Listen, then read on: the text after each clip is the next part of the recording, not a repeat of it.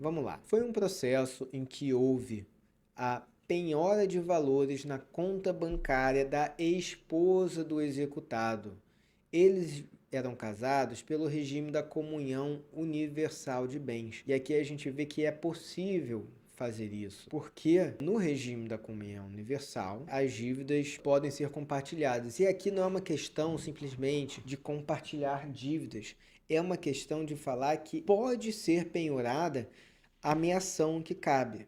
Tá? Então, ó, não há, olha só que interessante, tá? Não há que se falar em responsabilização de terceiro pela dívida do executado. Isso aqui é qualquer dívida, mas nesse caso é dívida de alimentos, tá? Porém, pode haver penhora sobre a parte dos bens que está no nome do outro cônjuge, mas ele tem meação, tá? Então, ó, a penhora pode recair sobre bens de propriedade do devedor que são decorrentes de sua própria meação nos bens que estão em nome da esposa em virtude do regime adotado. Aqui foi um regime de comunhão universal, mas essa mesma lógica se aplica no regime da comunhão parcial se a gente estiver falando de bens que o quê? Que fazem parte da comunhão do casal, aqui bens comuns do casal. Bens comuns do casal podem ser utilizados para pagar dívidas que são particulares de um dos cônjuges, tá? É muito importante você estar atento a isso. O bem que é comum do casal é alcançado para pagar uma dívida exclusiva de somente um dos bens. Os bens particulares dessa esposa jamais poderia ser alcançado e não é. Então vamos supor que essa esposa tivesse um imóvel antes ou tivesse uma conta bancária particular dela, que no regime de comunhão parcial de bens, essa conta continua só dela, não houve confusão. Essa conta de bens que são particulares jamais poderiam ser alcançadas por uma dívida exclusiva de um dos cônjuges, mas com dinheiro que é bem comum, ou seja, uma conta que foi colocada, foi construída o dinheiro dessa conta após o casamento, pode ser alcançado sim. E vamos para esse caso aqui e a gente vai ver que houve uma tentativa de fraude, tá? Teve malandragem, tá? A pessoa tinha dívida de pensão alimentícia, ia ser penhorado, tá? Um terreno dessa pessoa. E o que ele fez? Antes que fosse penhorado, ele conseguiu vender esse terreno, pegou o dinheiro e depositou tudo na conta da esposa. Não é uma conta conjunta, é uma conta só da esposa, tá? Então aqui a gente já vê um indício de tentativa de fraude nesse caso. Antes de falar que todo mundo é inocente, né? A gente vê que, na verdade, nesse caso, o que se está percebendo, embora seja permitido e a gente possa alcançar o patrimônio da esposa, aqui não é nada patrimônio da esposa. O cara vendeu um imóvel que era seu, colocou na esposa.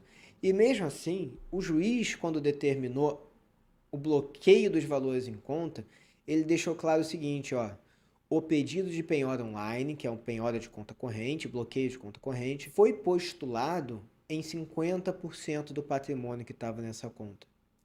Ou seja, desde o início, foi pedido pela parte que é o credor dessa dívida, a pessoa que deve receber a pensão alimentícia, foi solicitado por essa parte desde o início que fosse limitado a 50% do patrimônio. Mas vamos supor que não fosse limitado a 50%. Tem como se proteger? Tem. Tem pelo uma ação judicial chamada embargos de terceiro, em que uma pessoa que também tem direito sobre um patrimônio que foi penhorado pode resguardar a parte que lhe cabe. Caso a medida recaia sobre bem de propriedade exclusiva do cônjuge ou recaia, alcance a meação do cônjuge que não tem a ver com essa dívida, pode haver defesa pela via dos embargos de terceiro. Essa decisão é muito interessante porque ela mostra tudo o que a gente falou aqui. A ideia de que, eu estou baixando aqui porque tem uma coisa que eu quero mostrar, a ideia de que os bens que estão em comunhão, eles são considerados uma massa patrimonial única para o casal. E por isso, acaba respondendo também pelas dívidas exclusivas. É muito importante no planejamento matrimonial, ou seja, o planejamento do seu casamento, você tomar o cuidado de saber diferenciar aquilo que são bens particulares de um, bens particulares de outro e os bens comuns, porque traz esse grau maior de proteção.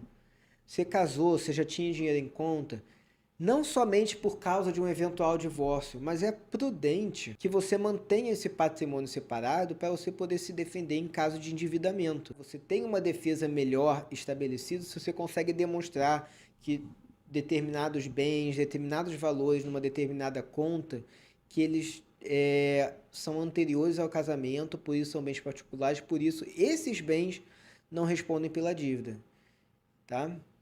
Exceto se for dívidas que aproveitaram o casal ou dívidas utilizadas para o próprio casamento. Então, outro capítulo que eu ia falar aqui é como que o cônjuge pode se proteger. A primeira proteção é isso, é deixar bem separado aquilo que são bens particulares e bens comuns do casal. Casou, cria uma nova conta conjunta então, tá? Uma conta do zero, deixa mais delimitado quais são os bens particulares de cada um.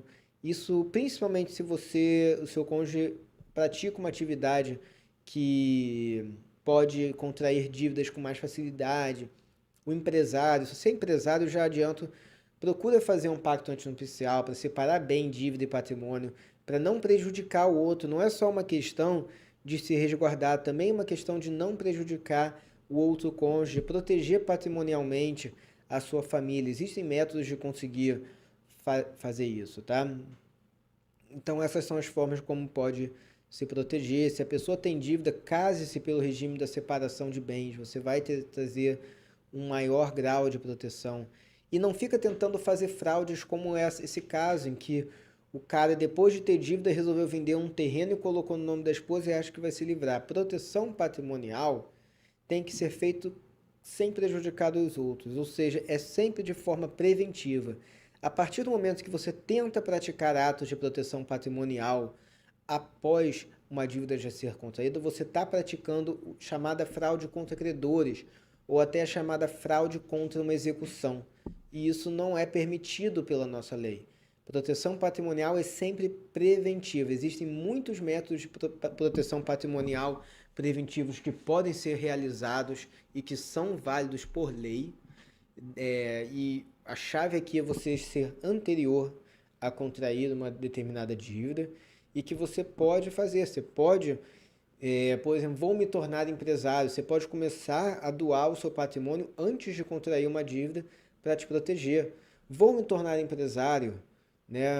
Vou entrar numa atividade de risco. Você pode fazer uma alteração do seu regime de bens no matrimônio. Você pode mudar do regime da comunhão universal de bens, do regime da comunhão parcial de bens, você pode mudar para o regime da separação de bens, tá? Então tem várias soluções que você pode procurar com exatamente um profissional, advogado, com expertise em planejamento patrimonial, planejamento sucessório, planejamento matrimonial, planejar o regime de bens dentro de um casamento, tá?